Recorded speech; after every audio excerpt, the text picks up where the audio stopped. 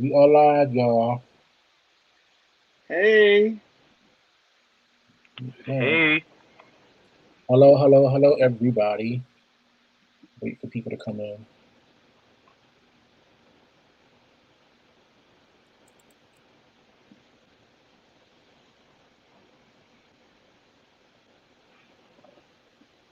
I'll be so happy when there's this.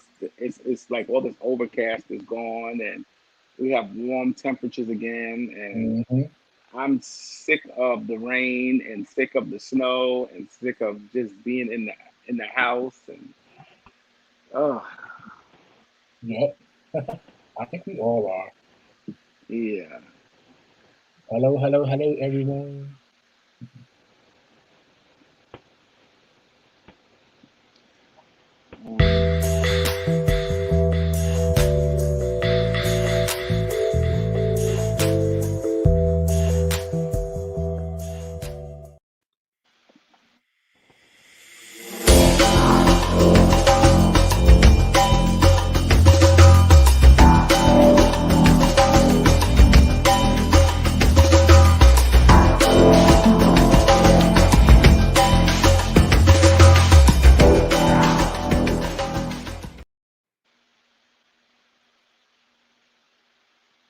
I'm not sure if we're live yet. Let's see.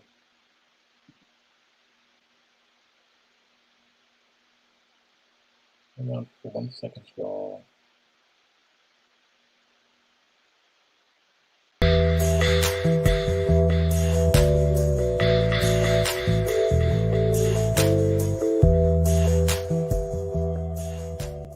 Okay, we are live.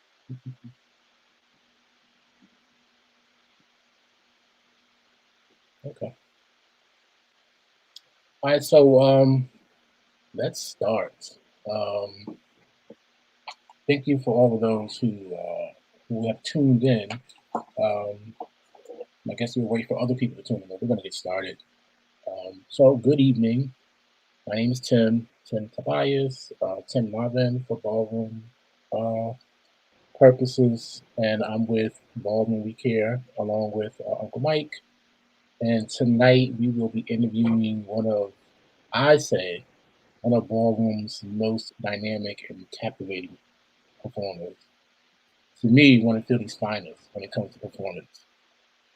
So tonight, Michael will share his story, and that includes his childhood growing up in Philly, his transition to become Siani, his ballroom life, and of course, feminine destruction, right? And then from there, also talk about his detransition um, process and what that was like and what that entailed, the backlash, the challenges, everything, right? And then later on in the show, we're going to give the viewers an opportunity to ask questions and stuff like that. So without further ado, let's welcome Michael Revlon, Lamont. He's already on the live, but I'm just giving him an introduction. And please share this live, y'all. Share it, share it, share it, because I think this is an important discussion to have, right? All right, so let's get started, Michael. I think the very first question I want to ask is like, why did you choose to do this interview? um, basically, guys, hear me? Yeah, we can hear you. Okay, so basically, it's just been kind of my mission since I have went through this detransition, kind of be the person that is there to talk about the subject. Had I had seen someone before I made a decision to transition in the first place, maybe it would have been a little bit different for me because you see the good side of it. You see all the beautiful film queens, the ball, and the lifestyle you hear about, but I never heard anybody who didn't have a perfect experience. So Hmm. my outlook coming into everything was different. So I just make it my best to be that person that shows the other side of things. Right, right. Okay, so Knowing you and having the respect for you, anything you do, I want to be a part of, and I did, you know. right. So we're gonna start off with like your childhood, your early childhood growing up. You are from Philadelphia. Um, so tell us like what was it like growing up? You know, what was it like going to middle school, eventually high school? What was your childhood like? Um, my childhood was very normal. I was kind of sheltered from a lot of stuff. I didn't have access to. I didn't know any people in the community or anything like that for a long time, and I knew that I always felt different. Like, there was definitely something different about me, and something that was different, but I never could pinpoint it throughout school. So I did hear, that I act like a girl, or that I was different, or that even before I even knew what those terms meant. So Philly is a rough place. So I grew up, Southwest Philly, with a lot of bad kids, with a lot of stuff, and it Right, just was pretty regular. I was very late coming into everything. right, right. Yeah, and growing up, I mean, kids can sometimes be cruel. You know what I mean? They can be. Um, so how was you introduced to ballroom? And how'd that start? That's always an interesting story, I think, for everybody. Yeah. So there was one after high school. I went to Job Corps, and I met the guy who passed away a long time ago. But he was a Revlon. That was the crazy thing. His name was Cashmere Revlon, and he took me to a place called the Attic in Philly, for youth, Hmm. for the LGBTQ youth. And I went to the Attic, and I pretty much met everybody. Hmm. Hmm. You remember your first? So was that the My attic? Was best that friend that was over a here. ball or a club? It wasn't a ball. It was kind of like a community center, Okay. where people were practicing voguing. And so that was me being interested in voguing. Then I just met some older guy who snatched me up and took me to a ball. It was crazy. What ball was that? You remember? I had no idea. It was at the William Way Center. I do remember that, and I remember seeing people and seeing everybody that I ended up getting to know later on down the line. But I didn't have any idea what was going on. So then I met my first transgender woman. Her name was Jeannie, and she kind of took me under her wing and introduced me to different people, and that's how I was introduced to ball tapes on VHS first. Like Hmm. before going to the ball, I saw the VHS of Sanaya and Alora and Yolanda and all those people, and I just came obsessed with it. Hmm. Hmm. Hmm. Yeah, a lot of people. That's interesting, though. A lot of people. I mean, when we hear VHS tapes, that's pretty normal for us, right? But I think a lot of people, like the generations after us, when they say that, I'm like, damn, that must mean I'm getting old. But and that's where a lot of the history is, right? It's on those tapes. Um, so who was the first person you saw Vogue with? Was it on those tapes, the VHS tapes? The people that you mentioned? Yeah, it was like I can't say one. I will say two. It was Sanaya and Alora. Like it was this ball tape. These my friends had, and they were obsessed with like Sanaya and Alora. So it was like the ball tape had everybody on there, but just more clips of Sanaya and Alora over and over and over and over again. And Hmm. um and they were the ones that like caught my attention the most too. Alora was just so captivating. She was the first person that I really, really, really, truly remember. Uh-huh. Uh-huh. Somebody said Nikki Jones said it was a community center. I guess the place that you had mentioned. So I'm gonna jump around a little bit, and we're Oh gonna yes, that. yeah, I'm gonna jump around a little bit, but we're gonna definitely get to your vote because I want to know more, and I'm pretty sure the people want to know more about your vote because I think when people perform, um, it says a lot about who they are, what they've been through, what they going through, right? I think a lot of that is expressed through our vote, through our performance. So we're gonna get to that eventually. Um, but before so can you talk a little bit about the beginning stages of your transition to Siani? So with me, for me, everything was like everything was mental to me. So beginning to see everybody and see all the girls and stuff, I wanted to do it for a long time. I wanted to do everything.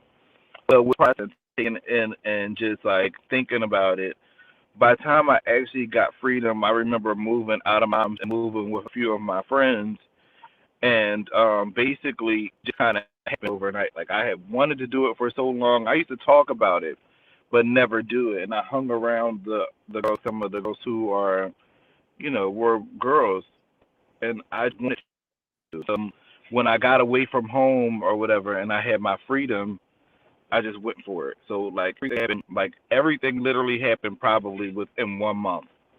Mm-hmm. Like from leaving home to then walking the ball as a femme queen performer, like all in 1 month. I mean, moans, face done, clothes board, like I did everything. It was really, really, it just happened so quick, like Yeah. literally. Well, that's interesting. And you and I was talking about this earlier, how um, at least in your case, like when you was in ballroom and you was walking and they was referring to you as feminine destruction, right? So it was like this name that was attached to a performance, and you and I was talking about how we were talking about alter egos, right? So with that in mind, and what you're explaining to me about all of this happening in 1 month, right? You said your transition, and then also you getting involved in ballroom. I guess I'm just trying to understand, like, how does all that sort of tie into each other, and is it all related, interrelated somehow? Like you doing this all so fast and all in 1 month, and then here comes this I don't want to say figure, but this person, right? This feminine destruction, this person. You know what I mean? So putting all that hmm together happening in 1 month, right? I guess I'm just trying to figure out how all that is related. You know what I'm saying? Um, I guess like okay, so like for me, it's a very complicated story. Even with my transition, and like say for instance, when I was 5 years old, over I used to dress up, and my mom would say I would put a towel over my head, and um, and I was like Diana Ross and stuff like that. So I had that side of me that was there, and then as I found out about transitioning and stuff, it was something that I really wanted to do, but in a different, unique way. Like I never wanted to go all the way. Um, I never fully wanted to change myself all the way, even though I wanted to be a girl and wanted to have that expression. You know what I'm saying? So when I saw that, kind of became what a femme queen. Because actually, I feel like I was more of a femme queen. You know what I'm saying? The trans woman, maybe that might be a good way to say. So I kind of tied it together, having the hair, having the attention, having that life, being able to express myself creatively. You know. Hmm. Hmm. So that's, yeah, and I think that's exactly what I was trying to say. Like, is there a difference between being a femme queen and then being a transgender woman, right? And I think, yeah, I think that was probably the distinction I was trying to make. You know what I mean? When you get into ballroom, at least in your case, when you got into ballroom, like what you learned about transitioning, you learned about it in ballroom. And when we think about ballroom, um, of course, yeah, you know what I mean. It consists of the transgender community, but then again, we've given it that name, for the women, femme queen. And what does that really mean? You know what I mean? What does that really mean? And like for a person that's outside looking in, who don't know a lot about ballroom, and they see that, you know what I mean? They might get a completely different interpretation other than what a trans woman is, if that makes any sense. So I think that's what I was trying to Yeah, get and at. didn't realize it. And it's so funny that my best friend Katrina, she's on here too. But like, she was a big help in me realizing that there was a difference because I didn't know there was a difference either. When we hooked up in like '06 or '07, and I and stuff like that. Me and Katrina were together, and we had our days of going to the Globe and club leaf and stuff like that. I noticed where like when we were Vogue and we would be around each other having fun, but then we would make a lot of money. Her first thing was she wanted moans. You know what I mean? I didn't care about the moans. Like so, I noticed the little differences in us. Something different. You know what I'm saying? But I just didn't know how to. I didn't know how to pinpoint him. Who would say certain stuff now, and I look back and be like, "Oh wow, that was a sign. That was a sign." But I didn't like it because it was just like I just wanted to be a girl. I wanted to live this life. I wanted to go to the next ball. I wanted to make a lot of money. I wanted to do this. Like that was all I thought about because it wasn't boys or anything like that. It basically was built around that. Hmm. Do you think it all happened too fast for you? Because you said it all happened in a month. It happened too fast, but um it happened too fast, and it just like I said, I didn't know any knowledge. I didn't know anything. It was just I was amazed, and I just ran with it. Hmm. I didn't have Hmm. any information. I didn't care. Like I was rebellious. I just didn't care. Like this is what I wanted to do, and I was just going to do it. I also think that it come from like I really didn't like myself, and I didn't have anything that made me really feel special. And it was like the attention that I got. It was something on. It was addicting. It was Yeah, but yeah, also the competitive nature and everything. It was just a lot. yeah. And I think that ties back into again. I'm still trying to make sense out of what I was saying earlier. That kind of ties back into what I was saying about feminine destruction being developed. You know what I mean? And what that really meant and what that really felt like, right? So there was a lot of attention. You know what I'm saying?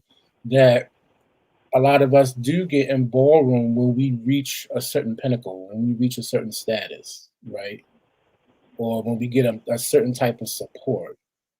So I think you're just going back to that point that I was making earlier, just trying to kind of like make some sense out of it. How did you um how did you come up with that name, Siani? Uh, you said which name? Siani. Um, it was. I think it was a real beautiful news reporter that had that name, Mm-hmm, and I mm-hmm. just fell in love with it. Yeah. Mike, I think you wanted to ask some questions too, so go ahead and jump in. Yeah, I have watched your career. You know what I'm saying? Your ballroom career from the very beginning stages. You, Katrina. It's so good to see all of y'all on here because I was thinking about Katrina. I saw a beautiful picture of her. Somebody just released, I guess they stole it from her, whatever. They just dropped a picture of her and she looks amazing.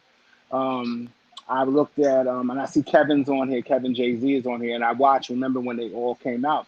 And when you came in, I was listening to when you said that you've always had feelings. When you came into the scene and you said that you just wanted to be a part of that, you know, did you ever envision where you would go, like you said, that Katrina, like some of the girls, they got their money and they wanted to go get moans and stuff. Did you ever envision that you would progress into being a femme queen? I mean, that was the goal. It seemed like another thing. Like it seemed like once I started into the ballroom and I got popular, because it just happened so fast. I lived with the name Feminine Destruction at the first ball I ever went to, and even when like just starting out, I just was popular. You know what I mean? So even when I wasn't that good, even when I wasn't that good, and I just been beginning stages, it was like the focus and everything was on me, and I felt a lot of pressure too. Like I felt like being a drag queen wasn't good enough. Like maybe you have your face done, you're on your hormones, you got your little breast going, but you supposed to have some. You supposed to have this. You need a nose job. You need implants. You need this. You need that. Were things that my people around me and just everybody that I associate with made me feel like I needed to do. So if I wouldn't have thought that, you know what I'm saying, had those thoughts, I would have been able to just stay however I was and let my talent progress, but felt that that was the stages. Like you start off, then move on to dressing up, then you know what I'm saying, come out in the daytime, then you get your face done and your moans. I thought that was just the process. Like I thought you had to do that. Right. And then you was thrust into the spotlight. So it wasn't like you were one of those girls that was against the wall. You know what I'm saying? You weren't one of those girls that, just came out and Yeah, vogued in the corner. You thrust yourself into the spotlight. So when you came into the spotlight and then you started to create that fan base for yourself because everybody wanted to see you. You were getting LSSs immediately. You know what I'm saying? People wanted to see you when you came out and they knew you were going to compete, whether it be at in the city in New York, if you were at the clubhouse or at Life, or if you were over at Rumble Balls or at First Fridays in Philly, at the Globe in Jersey, everybody wanted to see you hit that floor. You know what I'm saying? And like you said, you may not have been all that good, but you became a staple and everybody wanted to see you. So did you feel at that point that you were, it's like a vacuum, you was being pulled, whether you were ready or not, into a situation that you weren't maybe ready for? definitely. Yeah, yeah, yeah, Yeah, yeah. because That's it. because because I noticed, because See, I me also and feel like Tim. a lot of Go ahead. times Sorry. too. A lot of times, like having low self esteem, being put into that spotlight and then being put on that pedestal, it makes you feel good, at the same time. So a lot of times I didn't even want to Vogue. Like I'm not a dancer. Like I'm really like I don't go to clubs and I don't study dance or whatever. That was amazing to me too because like I never would imagine myself to ever be a dancer. So it just I don't even realize how I got even caught up, but it just was probably a attention and the feeling that I got. I don't think I ever felt that before prior to coming into Mm. ballroom. Mm. Yeah, So in that high that you felt, like that instead of and it's like, Tim, me and Tim, we back from like the late '80s, early '90s, and all the way up to current day. I mean, I'm sorry, I didn't want to tell your age, Tim. But back coming into ballroom and then seeing how each generation defines itself, everyone feels it's different, but there's one thing that's always the same, and that is the law of being famous, the law of being a star, that law that drives you to every time you come out, you have to look different. You have to be everywhere there's a hot spot. Every time there's going to be the crowd or the girls are going to be together, you have to be there. The feeling that you have to be wherever there is going to be, the light, the starlight. Did you feel that in that time, that even when you didn't, you kind of losing yourself into a scene that can sometimes be unforgiving? And it's a two-part question. And also, was there a need for you to be able to keep up a certain image? Yeah, yeah, definitely. Um, and then I took like I tried to be as creative as I could because I wanted to stand out in everything that I do. Like I said, I always felt that being a regular girl was not it. Like you know what I'm saying? Like I always I lived for the word femme queen. I lived for over the top and just being different. So having that in mind, I just wanted to be different and big and like different from everybody else. And it did make me feel pressure just to stay on top, be just to be relevant and still have that attention. Like I didn't want to lose that attention because it was literally the only thing that I cared about and the only thing that I actually had at that time. Mm, mhm, mm. yeah, So, and I know, Tim, you got a lot of questions that people came on and they're asking you. Because I know Greg is on. Greg is sending his love, and quite a few people on yeah. now. I just want to ask one question, and then I'm going to let Tim go into get rid of some of these questions that are on here.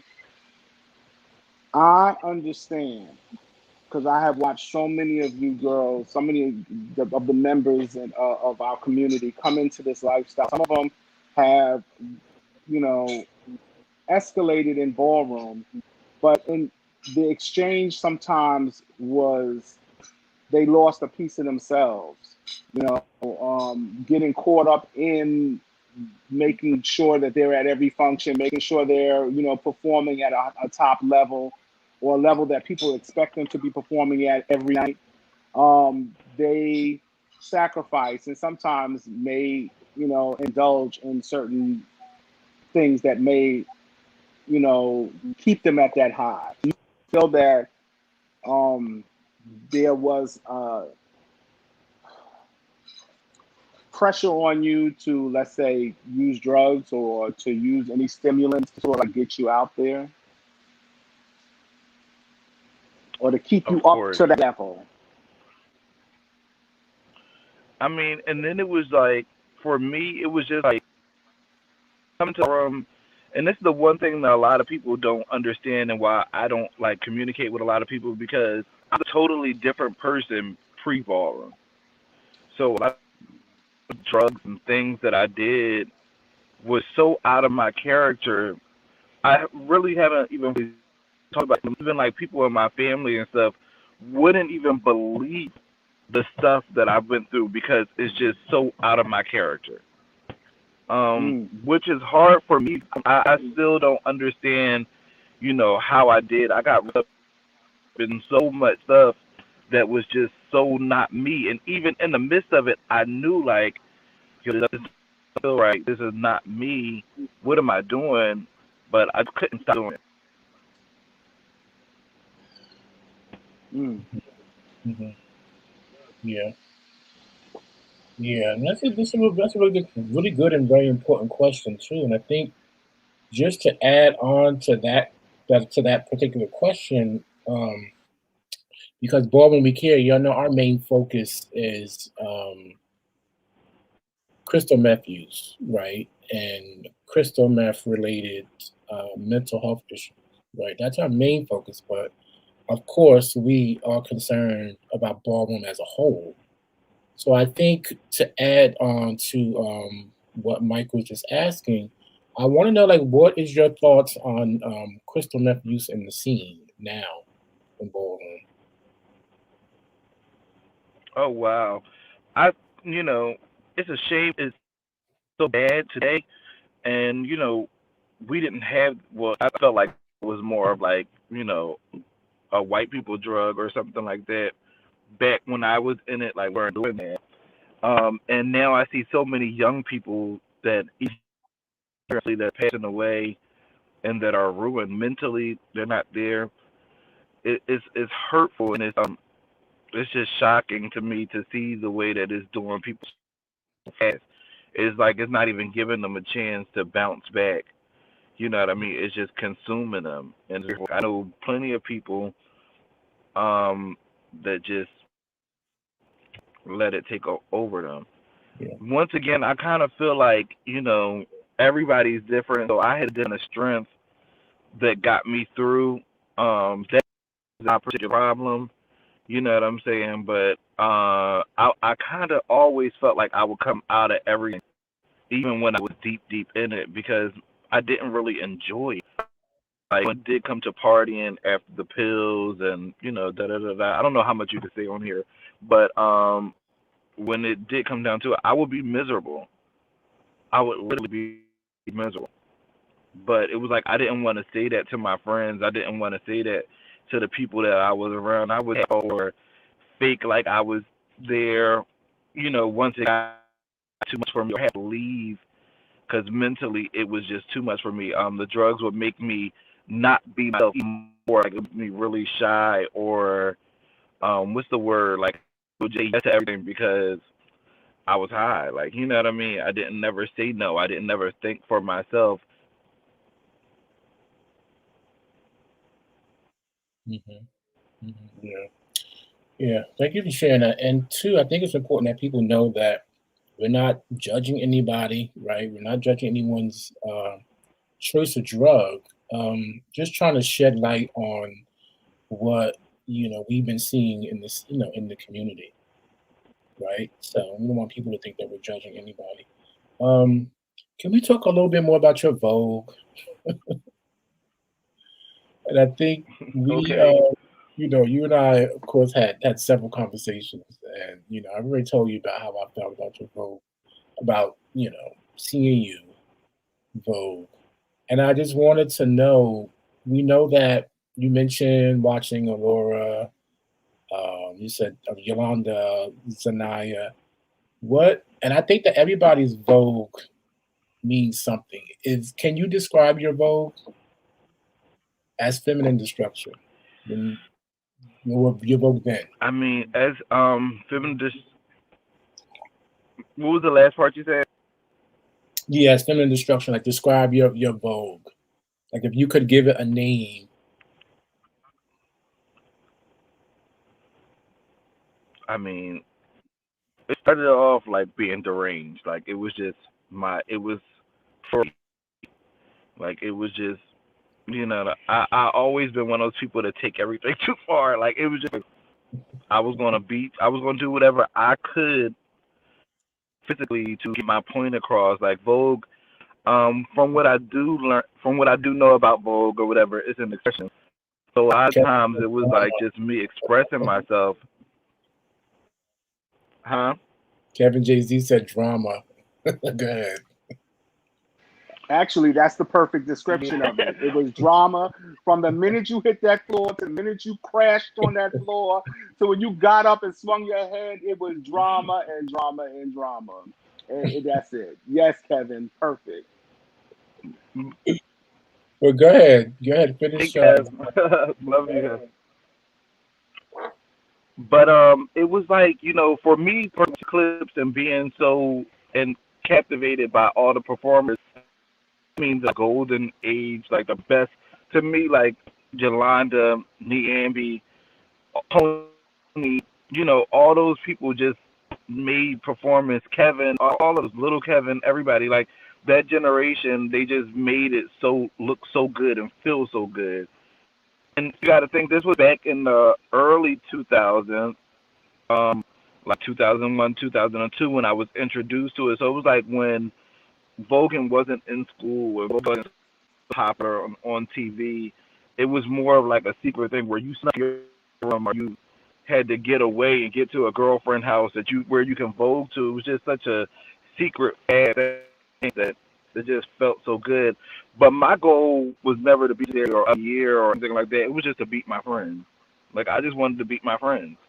I had friends that learned how to Vogue for me, and my siblings were like Vogue superstars to me. It was like I want to be able to compete with them, so I'm gonna do what I know how to do and what I can do to beat them. Hmm. Hmm. Hmm. Yeah. And and I had told you this before too.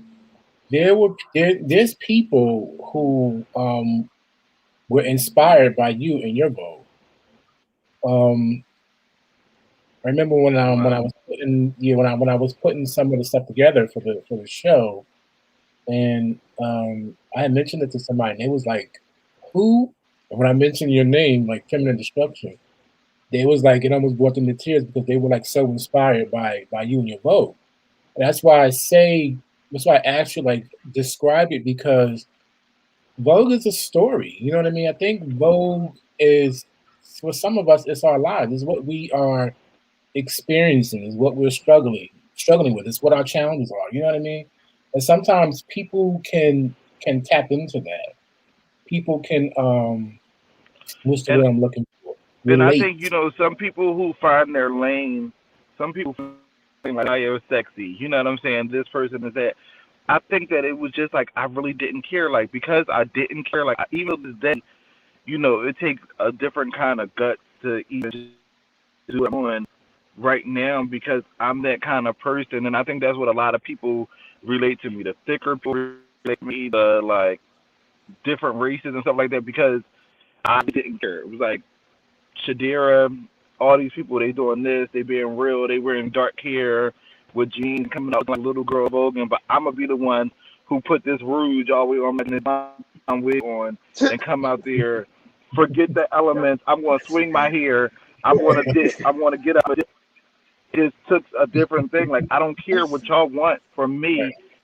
It's people. It was young people. Yes. I always kept the people around me that just, you know what I'm saying. That's what they wanted to. That's what they wanted. I didn't care. I would call somebody out. I remember calling out Johnny. They tried to get me to battle doing Ebony or whatever, and I'm like, well, hold on. And Johnny's here. It was like, I'm gonna defy. I'm just go ahead and do what I want to do because it's supposed to be fun. Right. Right. You know And it what I was mean? your This is what it was defiance. supposed. This is how it looked for me when Alora and them did it, and I did it. Sometimes you don't even know, but that's what's missing from ballroom today. The competition of wanting to just do it. Like a lot of ball tapes on VHS. I don't know who won. You know what I mean? I know it was the cat fight, the hair, the hands, the dips, the floor. It just made you feel good and feel it. So I think a lot of people, the people that do really rock with me, they just rock with like that. I just don't care. Like I It didn't was care. it was your carefree, but it was your defiance, like you said, that you were able to reach out and you saw the girls that were in there and you were like, well, I'm one of the girls too. And you just pulled them out onto that floor and it was over. And it was like watching you like, who is she? Who is she? And that bravado that you had brought people to their feet because they were like, she don't have half the skills that bitch has, but you were so unbothered by that because it wasn't about that. It, like you said, you was there to have fun. And when we look back at those tapes, we really don't even remember who won those battles, but we know who walked that category. Right. And you were definitely one of those people. So what I might want to know, like behind the scenes stuff, during those times when you were on the floor, we all saw what you were doing on the floor. When you left the floor, when it was time to leave the ballroom or leave the club, what was life like for you at that point? Um. Okay. Prevalent. Being around a lot of butch queens, and I had a lot of people like I had a lot of haters, but I have a lot of people who really support me and live for me that I always keep around me. So it was like just based on that. Like I would go to a ball, come back, watch my clips, make money, make sure my family was good, make sure my gay family was good, like not even not having many worries or anything, and just doing it over and over again. Like go to the ball,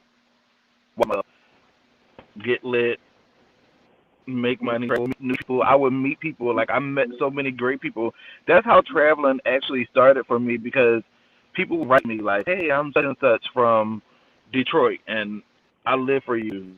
Check out here to a ball. Okay, I'm gonna come."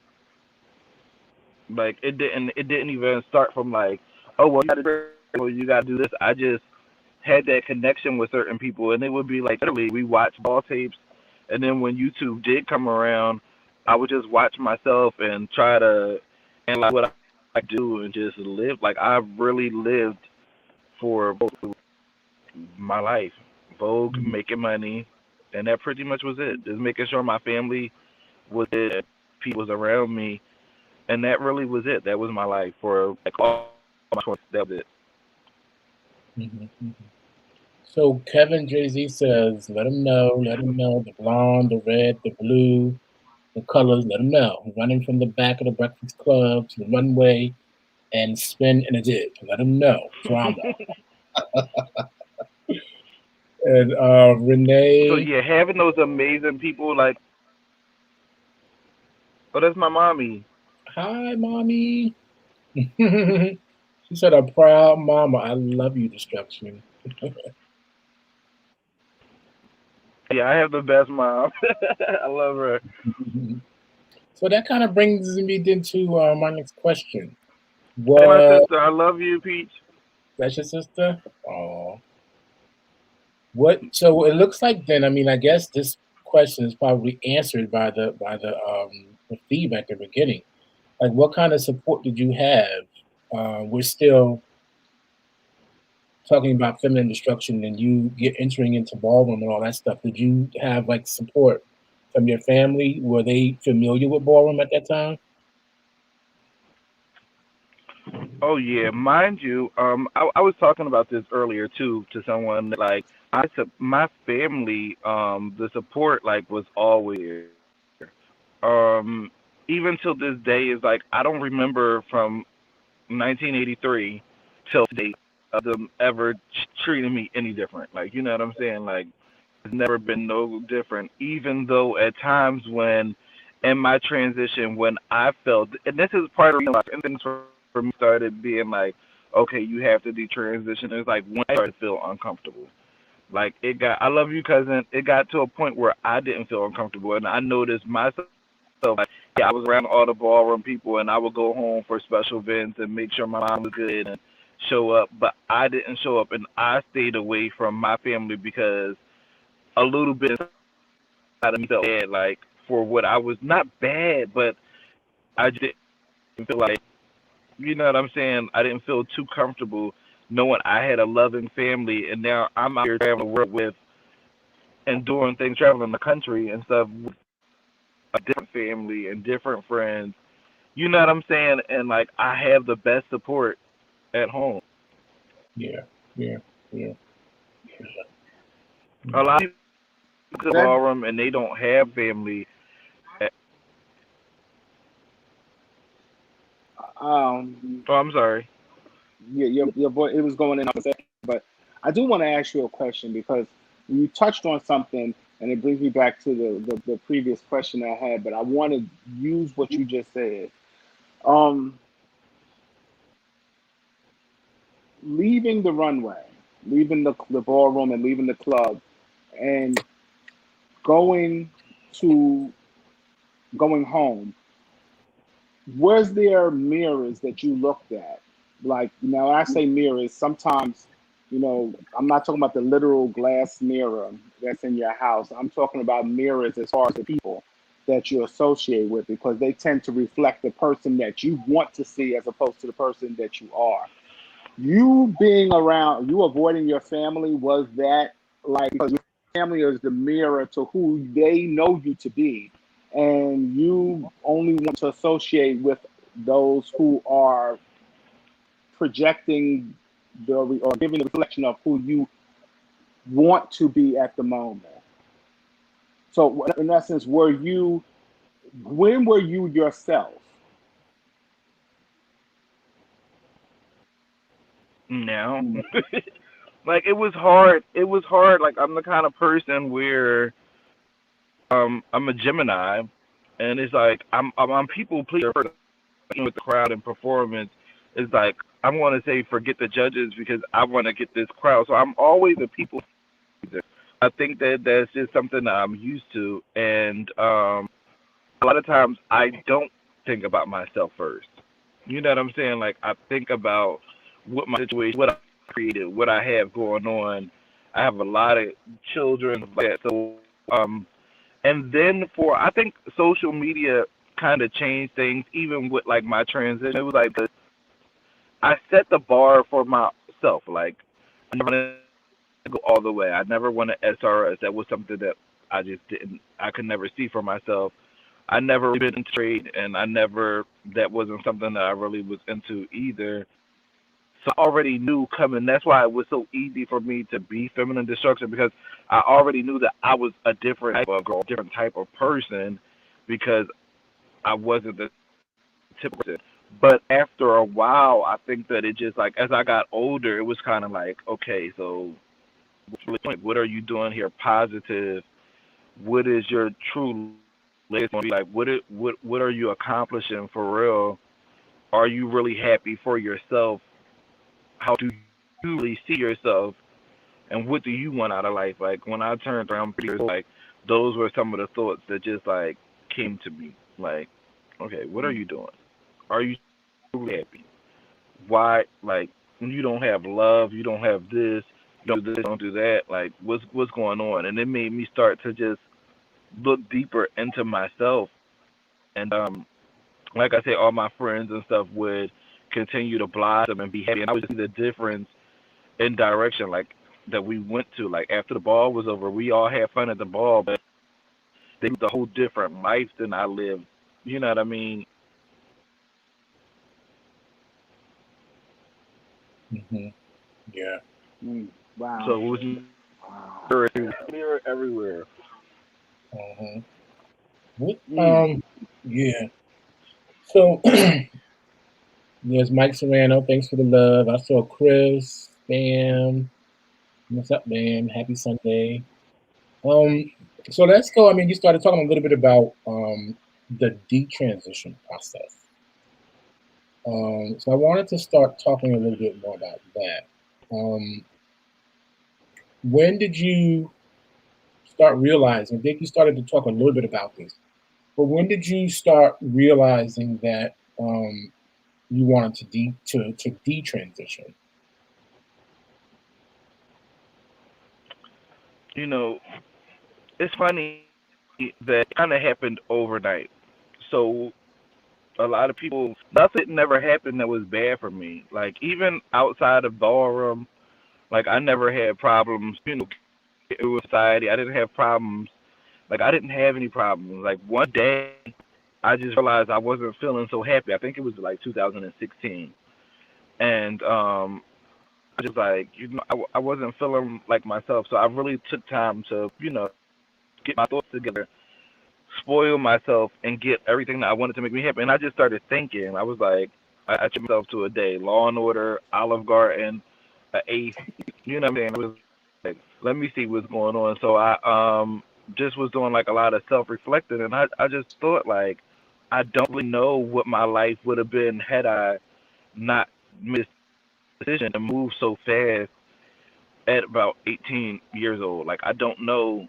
I don't know. You know what I mean? It was a lot of things that I wanted to do. Ballroom, and not, I don't blame it on ballroom or transitioning either, but like it just took up so much. It took up everything in me. Like transitioning changed everything about me. From my daily activities to my goals. Because once you make that decision, like transition is a lot. So like transitioning actually becomes your life. You know what I mean? You're always thinking about how to look better or how to look better. What's the next surgery you're going for? What's the next step in your life?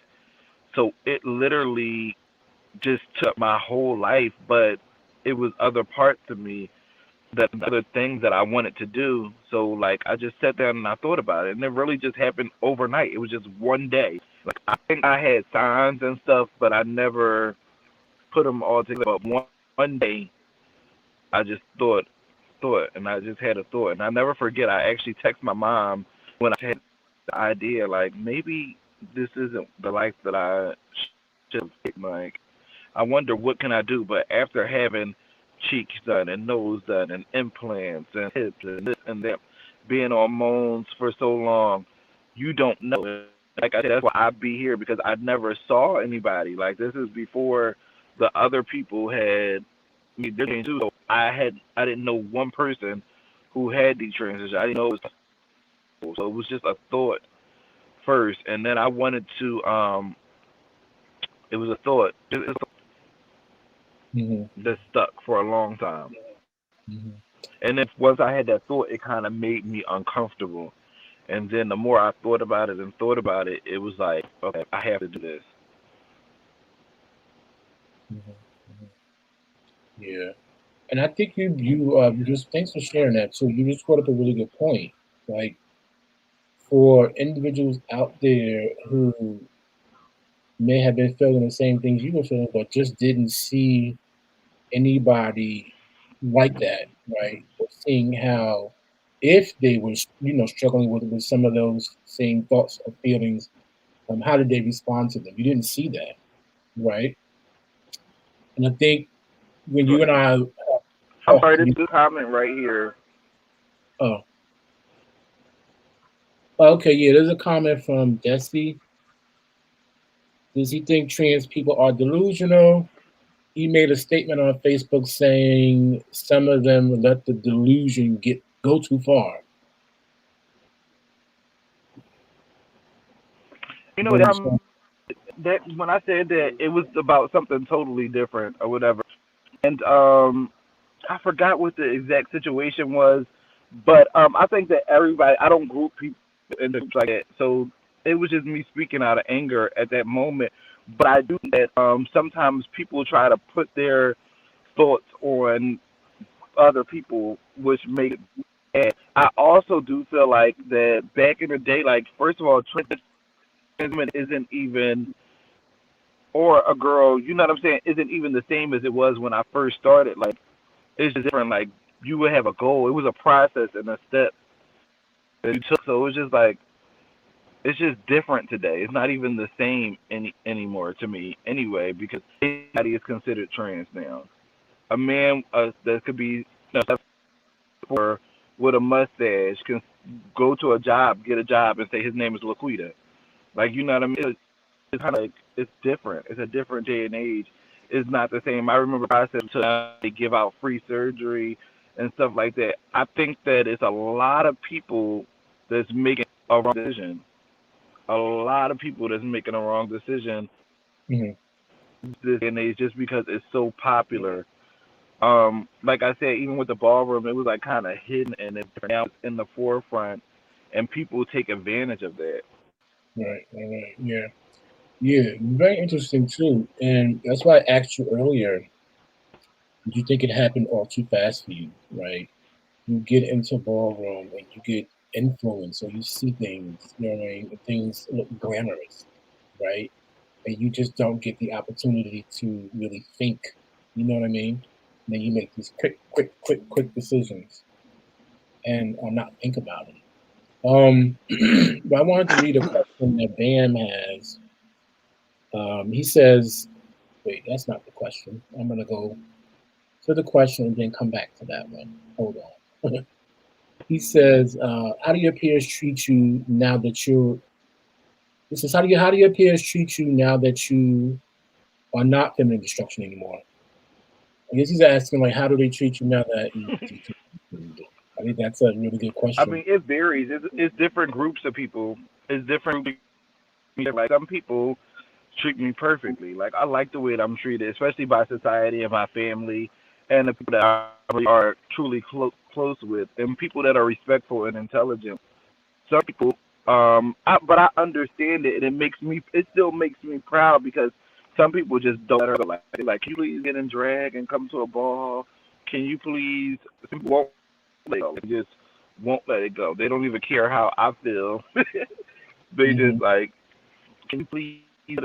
And some people just don't. Some people I actually have to cut off because they separate the two. So once again, I don't like to group people all together. So everybody kind of treats me different. Like I have like an equal amount of people that treat me a certain different way, and it just makes me treat them differently. Like if you do this and you can't let her go and put her aside, then I won't be able to talk to you on a regular basis. If you got to bring this up every single conversation, some days I don't want to hear about it or talk about it. Some days I don't. Some days I do. Because I've really, even though I healed and I'm happy, it's certain things that bother me from time to time that I deal with. Not transition itself, but certain procedures and stuff that I did during my transition bother me. So I don't always want to talk about it. Hmm. Hmm. Yeah. Um, and then Bam also said, this is the true essence of growth. Many of us don't understand that there's a life outside of a club and ballroom. Congratulations to you for being transparent and your life and story. That's real. Um, Thank you for that, Bam. Yes, I want to definitely. ask another question Thank you, about, everybody. yeah, I want to ask another question too about the detransition process. What were like the pros and cons? So you talked a few seconds ago about some of the things you had to go through to when you first transitioned, right? And now that you have detransitioned, what were some of the pros and cons that you faced? So the biggest con was the money. Like it's more money to detransition than it actually was to transition. So that was a big factor, and that which led me stuck into doing some of the things and being in some of the situations that I didn't want to be in, but I had to be in to flip them around. If that makes any sense. Yes. Like to be able to afford, it was twice as much to get the implants and stuff out of it. Same with the hips and same with this. Like it just like everything was expensive. So that became another task and another thing for me, which I'm still in the process of becoming my best self. I'm not done. Like it's like transitions just seem to like be like that. But pros, you feel good. You feel good about yourself. I think whenever you can really be yourself and be whatever, because I think that as I grew, it just became a time that I just got more and more over certain things. Like when I would come home, it got to a point when I would come home from work, all that stuff was coming. It was coming off. Like you know what I mean. And I would find myself just being comfortable in a big T-shirt, a bonnet, or something like that. And you know, it just like in me and my daily activities that I was tired of doing. I forgot the question. I got a little bit lost. No, Well, you good. you actually nailed it. I kind of if I, 'cause I watched you in this lifestyle, and I think your story is going to resonate with a lot of people. And I believe that after this airs, the people who didn't get a chance to see it are going to hear about it from other people, and they're going to go and log on to watch this. So I want to ask this question because I'm going to draw you back to this because it's important, and I'm going to tell you why. You made a point of having to do things to get the money together so that you could get so you can go into the transition to transition back. And because it is an expensive process, it is an expensive process. And it's also in some instances painful too. Um, when you, because a lot of people who enter ballroom, decide to make the quick decision to become trans, and they haven't really put together, they haven't really dotted the I's and crossed the T's. They really haven't done the homework to understand what it is, other than the notion that they feel that they want to, or their girlfriends convinced them, or they just got a feeling that day that this is what they want to look like, or this is the life they want to lead. It's a very difficult life. It is a very difficult life to be trans. To live in your truth is definitely inspiring, but sometimes some trans feel that they have to enter into certain types of fields to work to enter into sex work, and that also plays a part in a lot of mental illness because if you're not prepared mentally, and this is not something that you give yourself up for, to be able to go into a sex work type of situation, it also sometimes plays on people's self-esteem, which at times sometimes too takes them down a path like BWC, as we already mentioned, deals with drug addiction, substance abuse with crystal meth, etc. But it does play a toll. Now having to go and to enter into that field because your mind is clear that you want to leave this particular, you want to transition back. Now you have to enter into doing stuff that may trigger certain things. So my question to you is this: when you made the decision that you were going to transition back, and you got into doing, having to get back into the field to go ahead and get this money together to have to start working towards your goal of transitioning. Do you have any mental or emotional scars behind this?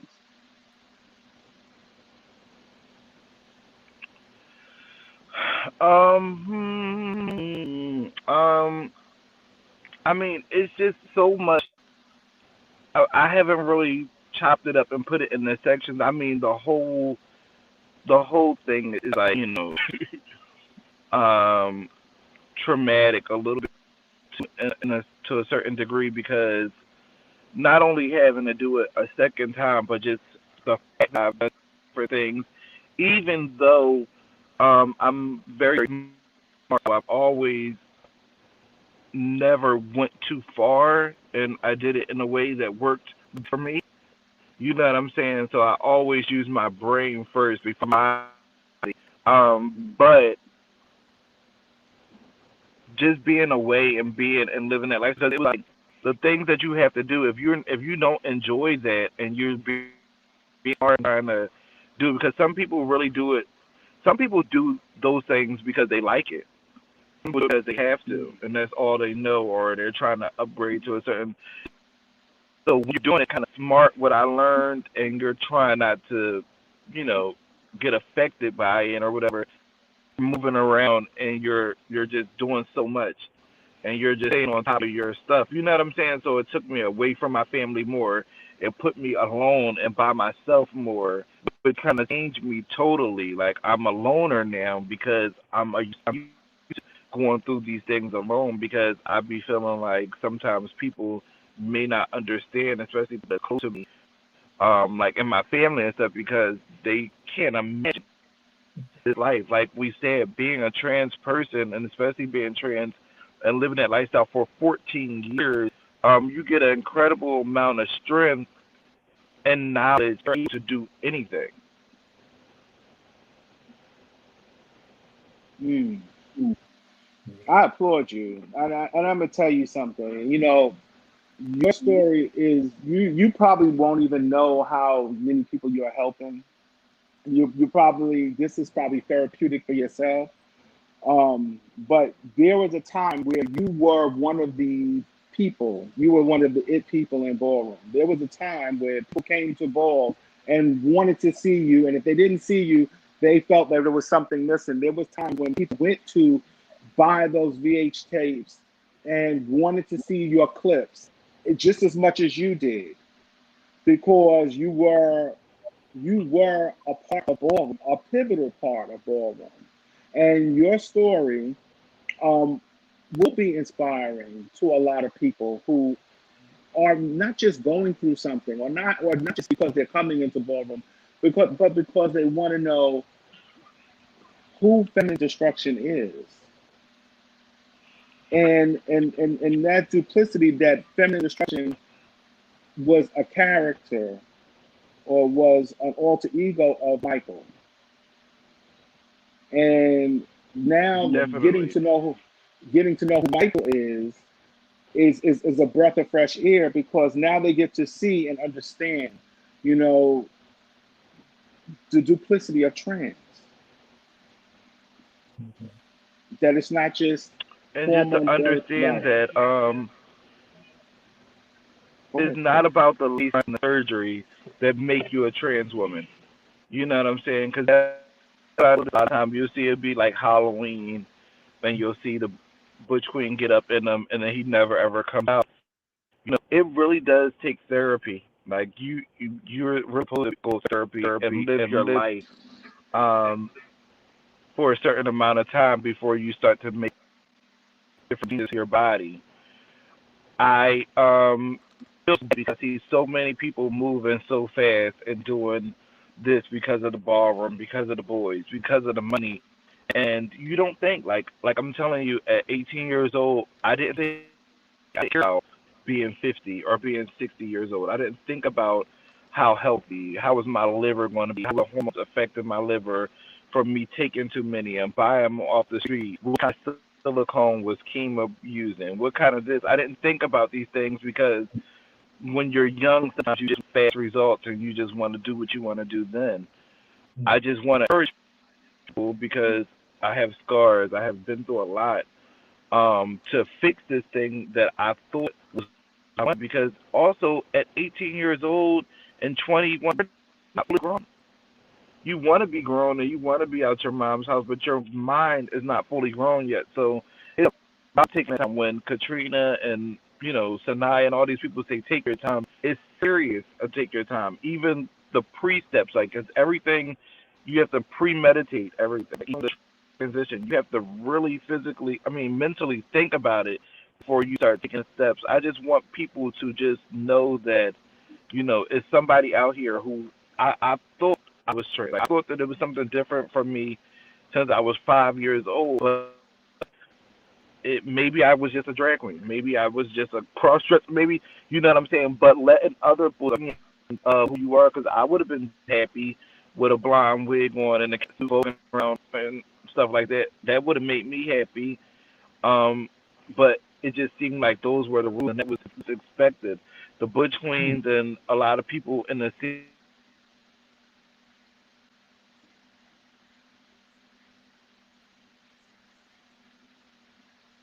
kind of here. Mm-hmm. Yeah. You know I what I'm think saying? We before. see this and get this surgery. Now it's like everybody. We got to treat people as individuals and let everybody be an individual and just push for individuality because everybody's going to be different. Right, right, yeah, yeah, yeah. That makes a whole lot of sense. Somebody has a question too from YouTube. Well, actually, that's their name. Somebody gotta say it, Patterson.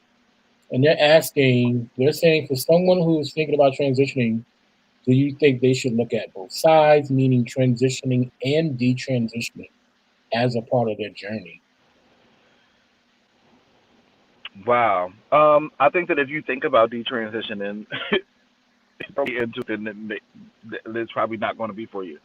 I think that people fail to realize is that I think that the women, because I do have women, I have gay mothers and stuff like that or whatever that are transgender women, and for me, there's no option for them. Like they want their SRS. They don't want to be considered a trans woman. They want to be a woman.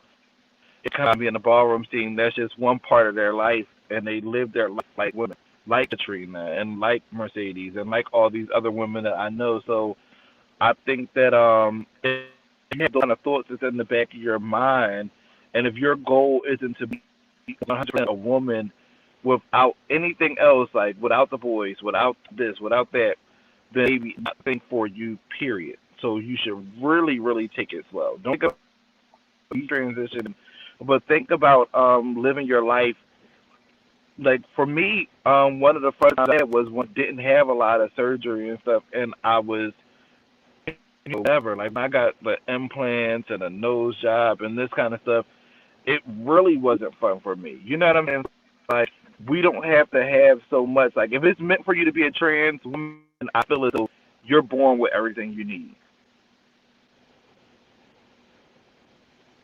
Hmm. Mm, that's deep. I'll let you That, Uh, go, that's deep. Tyra. That's uh, deep. That's here is deep. yeah. Here's a good question too. Because if So God made you, God made you, and and that's what it is for you, why do you need? I feel as though that you should be able to do it with what you have to do. Like everything else is just extra ornaments on a Christmas tree. You know what I'm saying? Like, but the tree is still the tree. So hmm. the surgeries and stuff, even though it was like, oh, okay, you can shake your titties out there on the floor, and oh, you have nice boobs and all that, it made me feel more like a woman. It didn't. Hmm. It was good for the again for the life that I was getting from the people who wanted it or wanted to do the same thing or who were actually smart enough to do it with me because it's not a joke.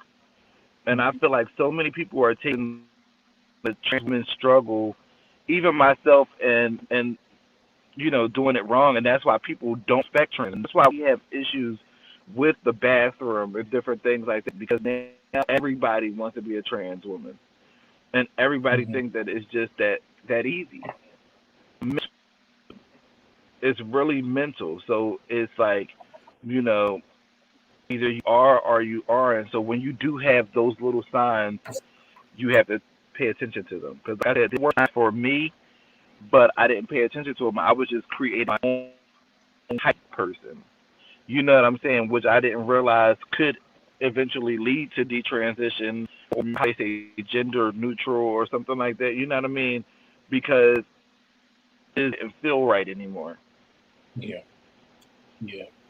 Graham brought up a good point. Well, asked a good question. He said, "I thought the girls had to go through therapy before they even transitioned, right?" Yeah, I don't do that anymore. Huh? You said they don't do that anymore. I think when they're doing when they're getting ready to go into castration and they're getting ready to go into the full transition, that's I think that requires some therapy. Well, I know, yeah, oh no, I work for Colin and Lord. I'm not sure if I'm supposed to say that, but on here. Um, and we do a lot of trans care, right? So we, definitely work with the trans community. And I know in the program that I work in the youth program, that's an important part of the process. They have to. I'm not sure if I mean, what's the amount of time that you got to go through therapy, but I know that's a part of the process, though. You know what I mean? Which might be different than. But there's so many ways to skip around that today. Hmm. Hmm. I want to ask you. I think you um, talked a little bit about this when um, you said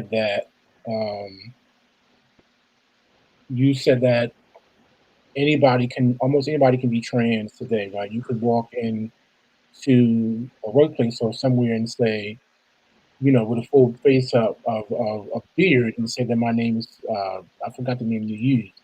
But my question is, what are your thoughts about what are your thoughts about gender identity, and sexuality? There's two totally different things, Hmm. and two totally different things. But once again, the confusion it just I don't know. Two totally different things. That's up for debate too. Like I'm not 100% sure. I can only speak for myself.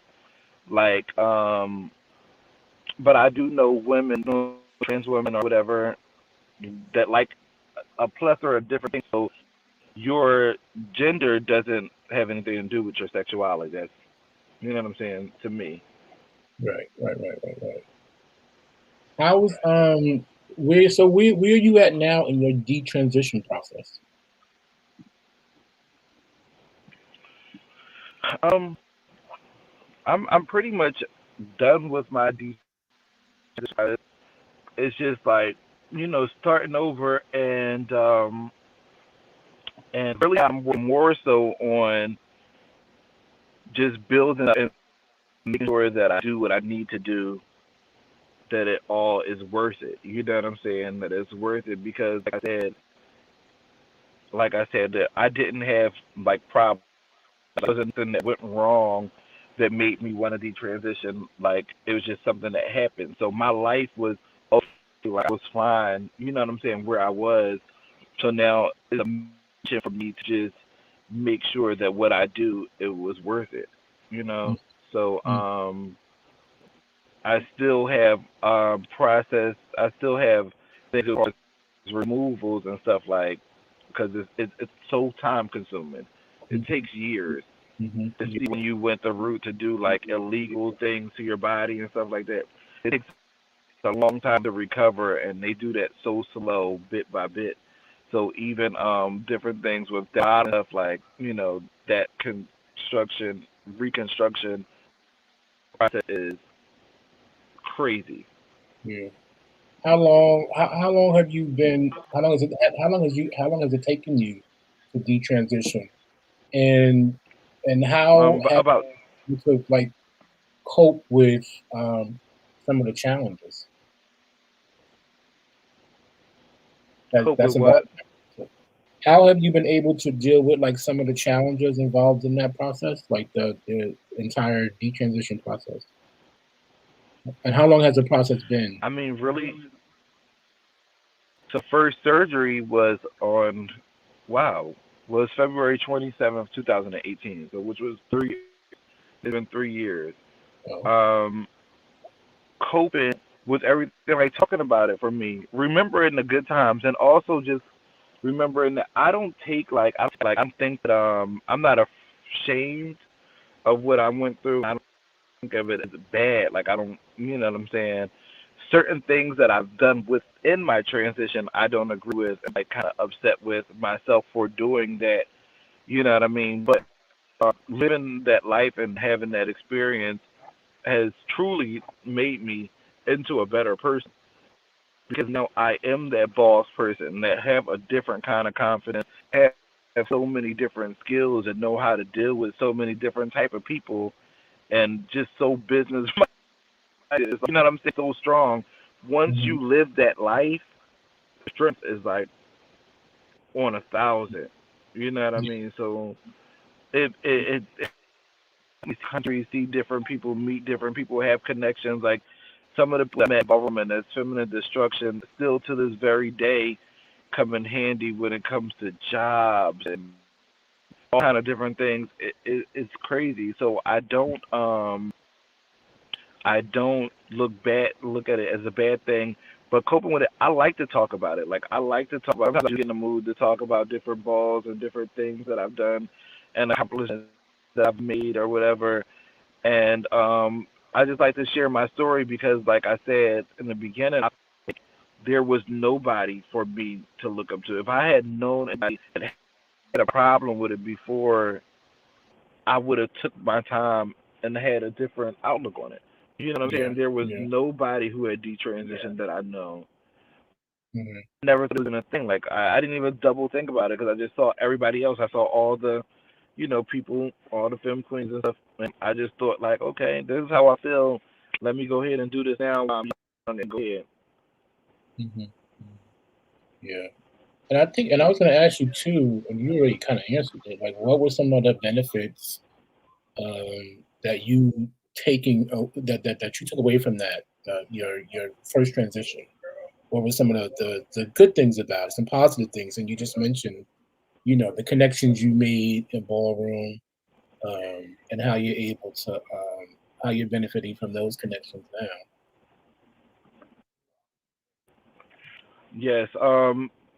Like people don't realize being a woman, also being a trans woman is probably the hardest thing to be. It just trains for so much because you feel, I don't know, the feeling and struggle that you have in love and life and work and even in ballroom. That's the difference in what does feel good about being a man. Even just being a man and be treated with a little bit more respect. For me, maybe just because it's naturally who I am and how I feel or whatever. But I do feel like that life, it was a blessing. I got to experience it because it gives me an understanding. But I also know that there are so many people that I feel like it's too many trans people. Hmm You know what I'm saying? Like I just feel like the ratio just jumped up because it's just so popular now. We didn't like now everybody knows somebody that's trans or is trans. hmm Do you think like people didn't get the opportunity to meet Siani, and they met feminine destruction back then? You know what I mean? But not given the opportunity to.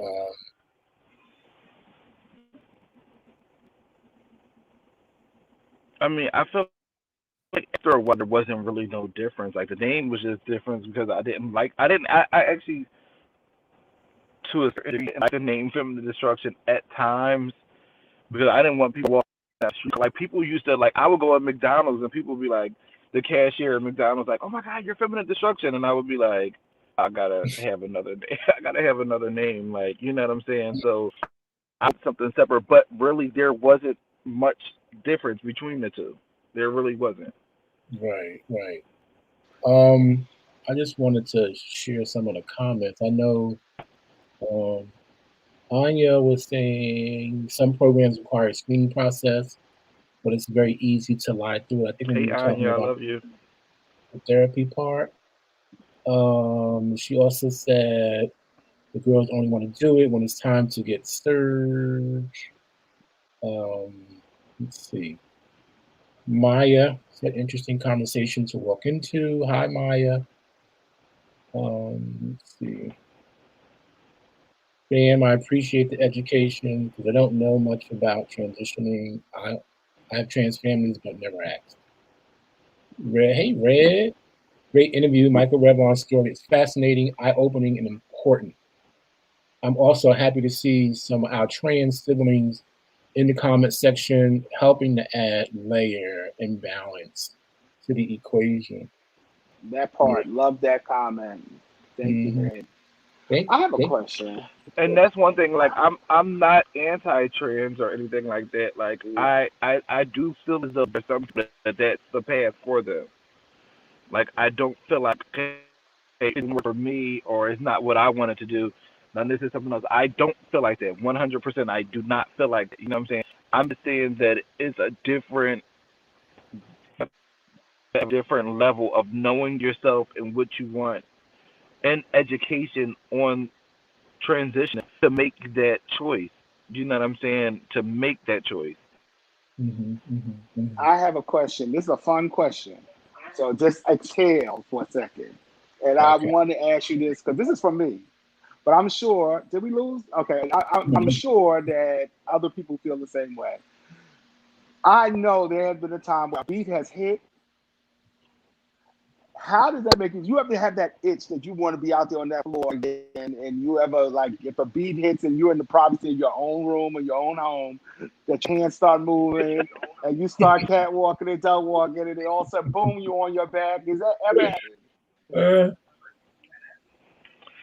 You know what? That happens to me all the time, especially when a hot clip come out. Oh, see, I'm so competitive. Like, I just watch it like, what is up? Like where's everybody's girlfriends now? There's nobody storming and jumping in between. I always think about that. Like people, they go to the queen, and they do this and they do that, and they just give one.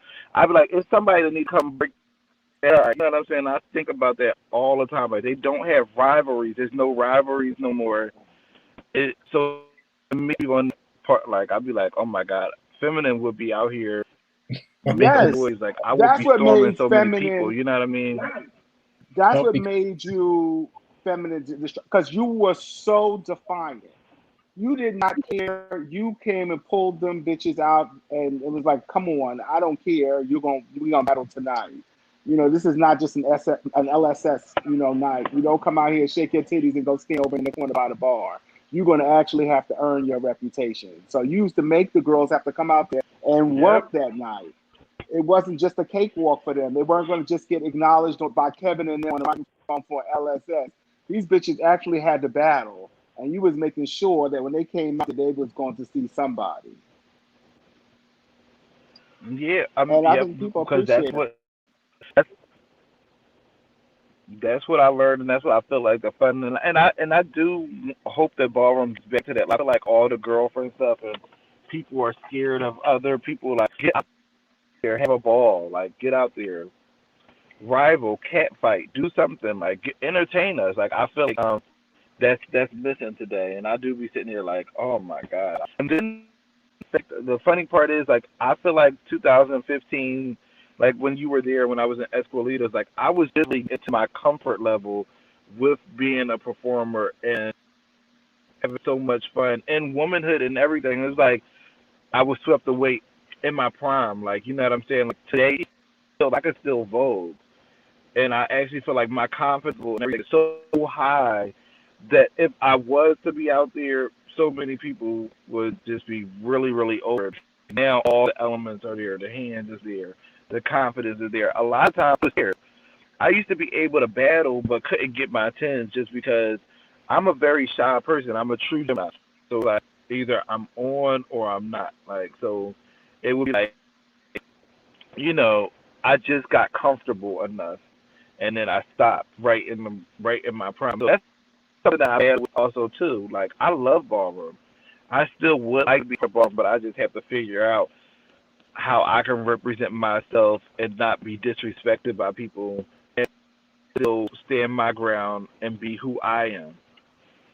Right. And that's coming into the floor and hitting the floor as Michael and be respected as Michael and not be called feminine destruction. You know, Exactly. I love you, Shane.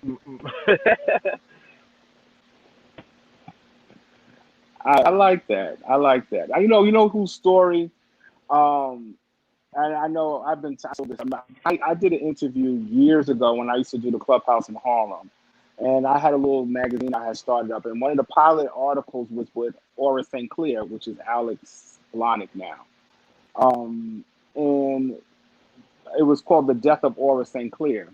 And people had wanted to know what happened to Aura. Why did Alex stop getting up into Aura? But because he lost, it was a battle between Alex and Aura. It was like people only wanted to be around Aura. People wanted something that was just a caricature. It wasn't who he was. And he had an internal battle with that for years. And when he hit the floor, now it's a while for him to start walking again. And when he hit the floor, he wanted to be acknowledged as Alex, not as Aura. And so that was his hesitancy on getting back out there. So I can understand where you're coming from. He felt like all that he put out there on that floor was Alex, but it was just in a woman's you know outfit, and he really wanted to just be acknowledged for him, and to still do all the stuff, but be Alex doing it. So it's deep, but I understand where Yeah, you're coming from. Uh, so someone in the comments, Maya, said there's a difference between someone who wanted the benefits of being femme queen, and then there's a person who's trans. We have to do a better job at identifying that before. Wait, let me go back. We have to do a better job of identifying that before they begin to transition. I think that this is exactly what you've been talking about throughout the entire interview, right? Um, Exactly. Not giving yourself the opportunity to kind of look at that, or just not having, you know what I mean? but if every person, because this is what I see, like most people who transition, they disappear. So if nobody never talks about it, how are we going to get past it? How are people going to get informed? Hmm. You know what I mean? So somebody has to stand there and tell, okay, this happened. This is how this went down. This is how, these are some of the signs that I had. These are the signs that I had. That's why I be here and I talk so openly, so that, and there's been plenty of people who've come to me with questions. You know what I'm saying? Even some of them that made actions on it, after I have, and came to me for my advice because, that's why I do this. Tried to flip a negative into a positive, which turned out to be negative for me.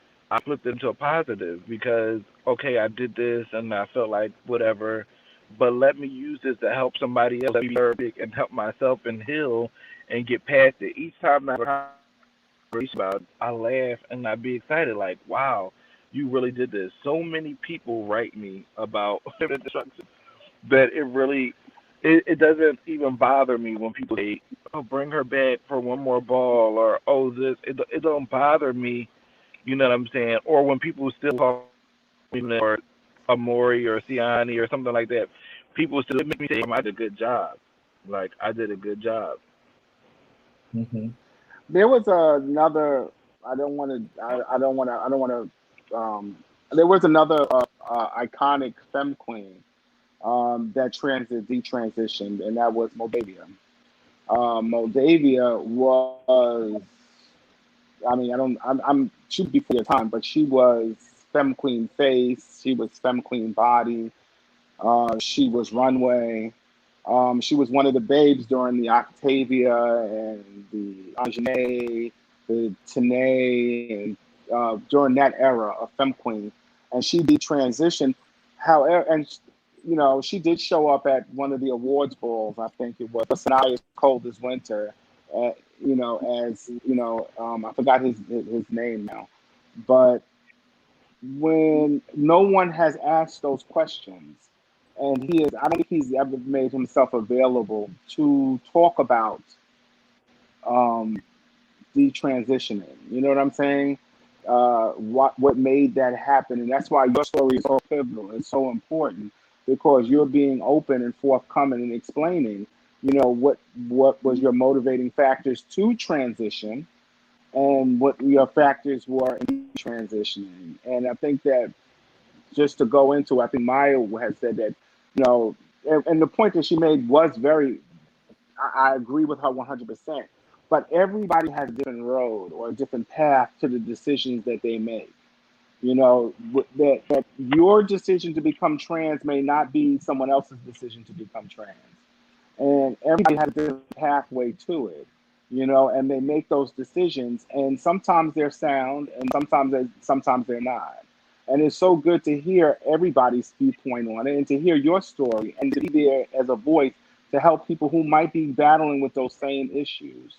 I really enjoyed this. I really appreciate you coming on with us tonight. So somebody, Desi, not somebody, Desi, said, See, this might is you? the kind of comments that I don't.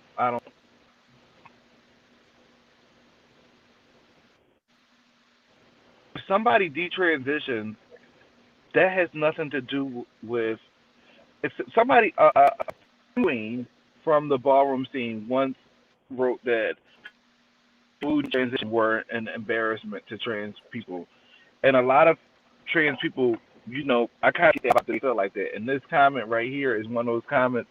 I don't know why people take so personal. Like somebody detransition, that's not saying something of the whole trans community. Right, Somebody did right, something what No. they had for them. Gender dysphoria, something very common, and people end up on both ends of the field. Some of them stay in it, some of them get out of it. It's not a negative. By me not saying that I don't consider myself trans, I don't want to live that life. I still have my gay mother, Mercedes. Um, so many friends, Katrina, so many different people in my life that I see and talk to on a regular basis are living that life and they're in their truth that don't feel offended by me or feel like anything, and I love them. Like I love them, and I know that they made the right decision for them, and I made the right decision for me. It doesn't go together. Like it doesn't. One person detransitioning does not for the trans community. right, right.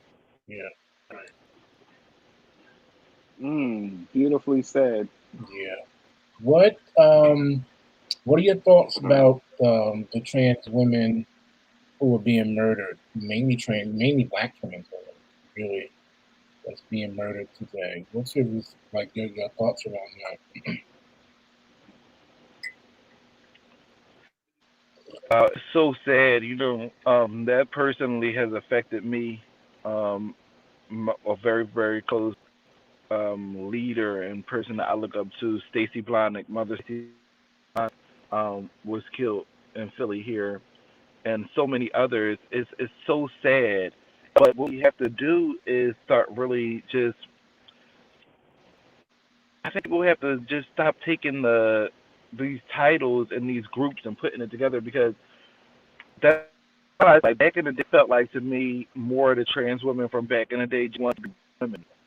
You know what I'm saying? Like if you ever think about it, it's like the girls from back in the day. You didn't hear them say trans. That wasn't even a word that was used so much. It was like, okay, I'm gonna be a woman. This is how I'm gonna live my life. Now today, with trans being so open, it gives it the opportunity for issues. It makes more issues, and I think that men just feel more because it's so out there and everybody know what's going on now. Men are afraid of Yeah, loving these beautiful people, beautiful women.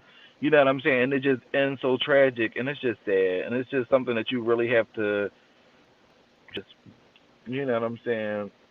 We got to look out for each other yeah. So that's an interesting point. So you said that. and accept people and love people because it's like the trans community also. It's so hard being trans. It's like straight men love women. They really feel like they have to be with gay men love men, and that's who they have to feel with. It leaves trans women and trans people on a mission for love always, and to be Mm. able to feel love so much. It's like it's an empty void. I think the trans people and people who live that life or have lived that life are extra special and just have so much love, and they're willing to give people even when they're not the best because they don't feel love properly. Mhm. Richard Harris, love and support you, Mike. Let's I take a love you, Rich. few more comments. Maya said nobody should feel any kind of ways about your decision. You're courageous. I commend you for your willingness to share. Thank you, Maya. One more. I think what Desi is referring to when people detransition and then they talk down. Oh, they talk down on the community. Okay, like we all need Jesus. Okay, so that makes sense. I mean, but sometimes people this is what people fail to realize too. A lot of things from personal experience. Yeah, they shouldn't do that and they shouldn't group it. But some people it's traumatic for them. You know what I mean? Everybody just feels different. Everybody need to be grouped differently. That's why it's layers to femme queen, trans, it's all of that. Like everybody is different. Mm-hmm. So my other question, Love you more, side.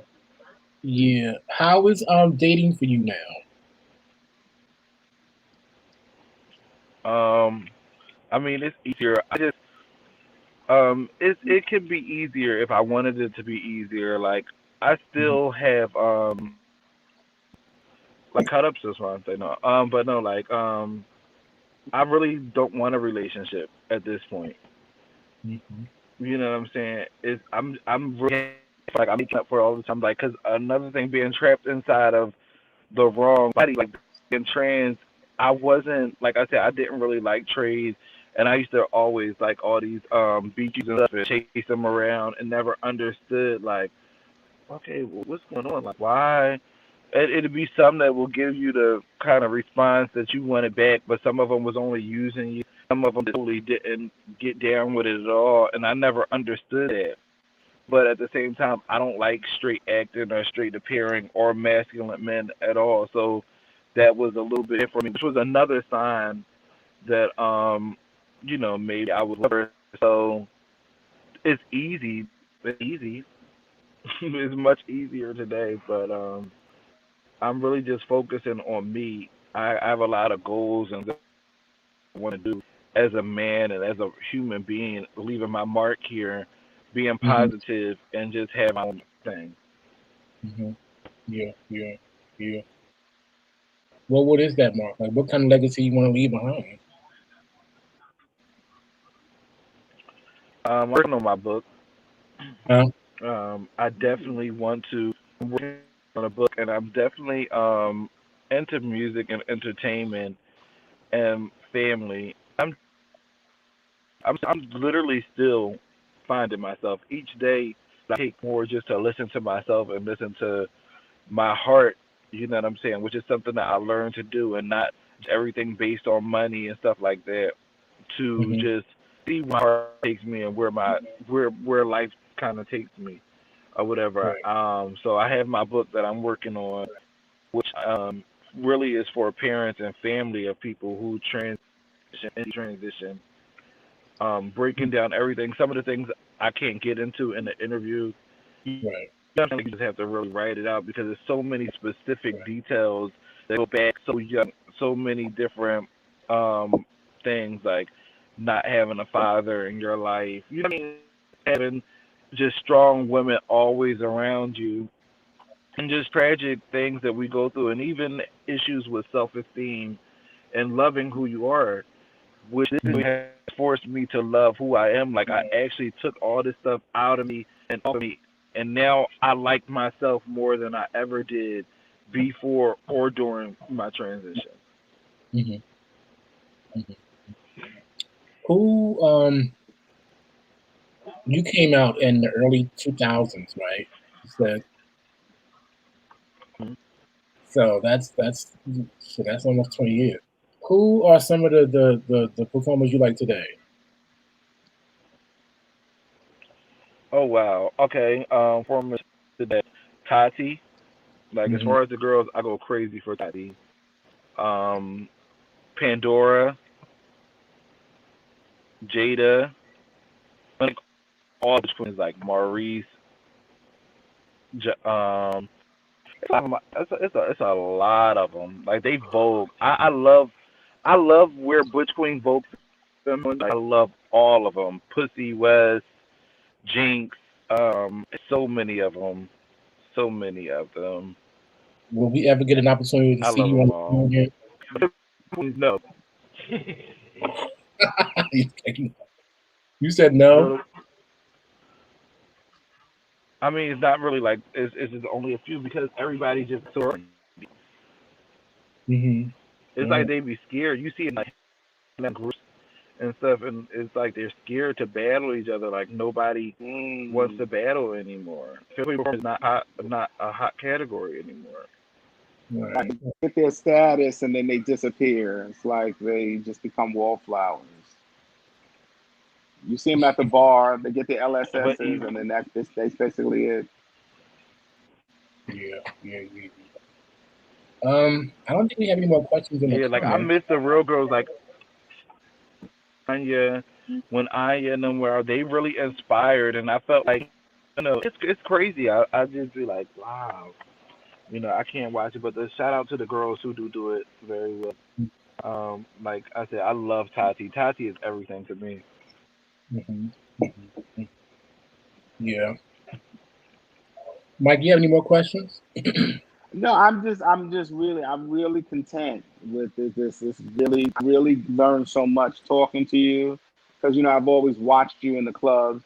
I've always watched you compete, and to really see the other side of it, because we've never really had one. We talked at a ball, or we had a couple of words, but we never really had a conversation. So I never really got to know you, and so to sit down and really have a conversation with you to get to the understanding of who Michael really is and who Feminine Destruction was, and so that this was enlightening, and also to understand, like, you know, what life was like for you beyond the runway, so that was important, and I appreciated this.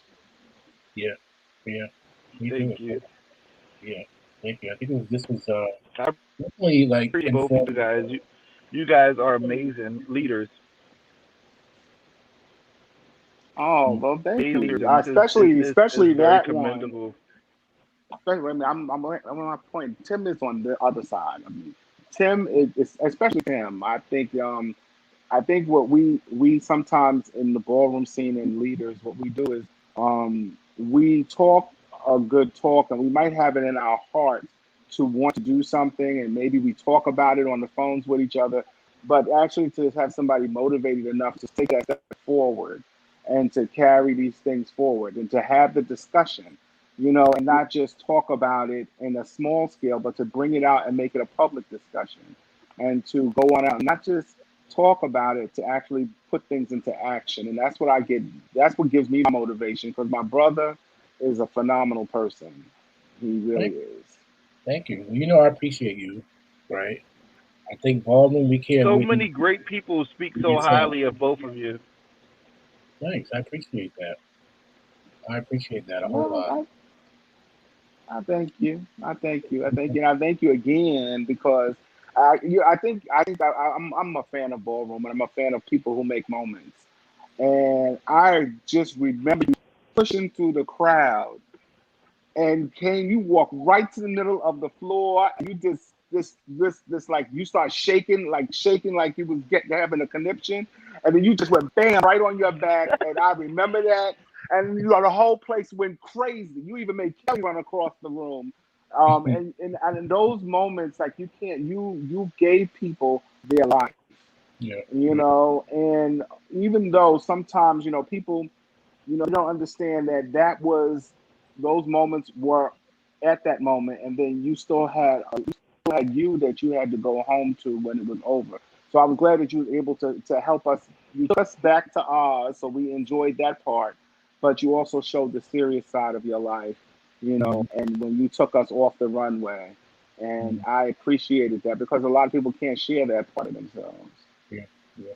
And I think, yeah, you're right. And I think things happen for a reason I love too. you, I Kevin. think when yeah, thank Kevin. Kevin said he loves.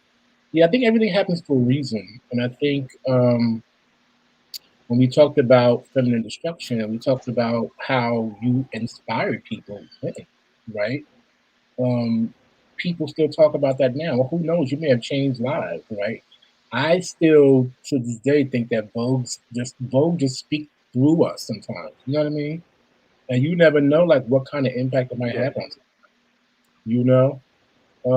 And also too, I just think that in this interview, like a lot of the things, some of the really important things that you shared was individuality and how important that is. Whether you're trans, right? Whether you're, you know what I mean, however you identify, and what you're going through, it's always to keep in mind individuality and how important that is to us, because we're all different, right? And just figuring out, like, what does that mean? Do I have to go through a certain process to be able to understand that, right? And then also too, like if you are transitioning, take your time. Like you said, the older girls, always said it. Make sure you take your time, right? That's really important, you know. And it's really good to know that you have these goals, these what I mean, a lot of things that you really want to do, and I'm here for it. I'm here I'm for it. definitely here for it. I'm definitely here for it. Thank And you I for and I sharing. just two things. I love my trans community. I wish everybody the best in life, and I want everyone to be happy. You know what I'm saying? I love my trans community, and I love my ballroom community, and I'm not done with ballroom either. There are things that I want to do behind the scenes and still in front of the scenes. You know what I mean? It's just a process that I'm going through, but I just wanted to just send out love to everybody, and I want everybody to think about loving themselves and honestly take that moment. If you're in ballroom scene, it's so demanding. Take that time for yourself and make sure that while you're pleasing the crowd, pleasing your house and the world, make sure that you're still doing something that's good for you. And check on yourself. Have that time where you just check on yourself. We all got to take that break sometimes, just really focus on what makes us truly happy and realize why we're doing something, so these things and what lead us to. So I love my trans community. If you do want to detransition,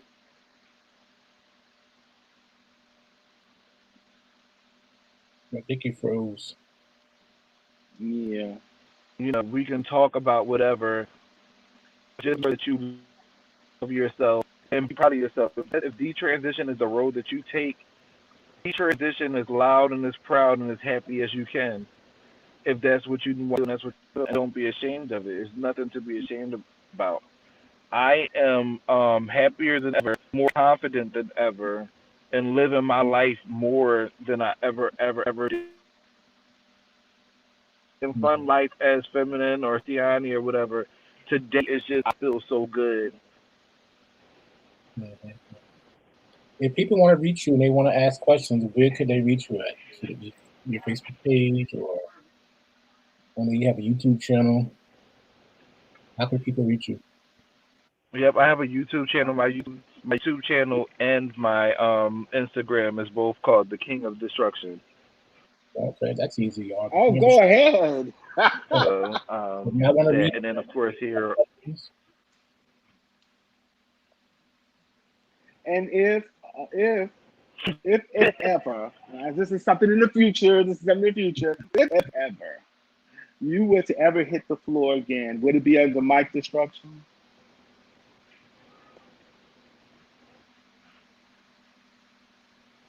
can't think about that right now. Maybe King Destruction. Maybe we'll do that.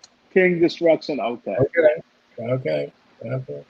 All I right, so we thank appreciate that. you. Thank you for this interview. And anybody out there who knows someone who is struggling with crystal meth, reach out to us at Ballroom We Care. It's scrolling at the bottom of the screen. We have a website. You can find us on Instagram, Facebook, Ballroom We Care. Thank you. See ya. Thank you so much.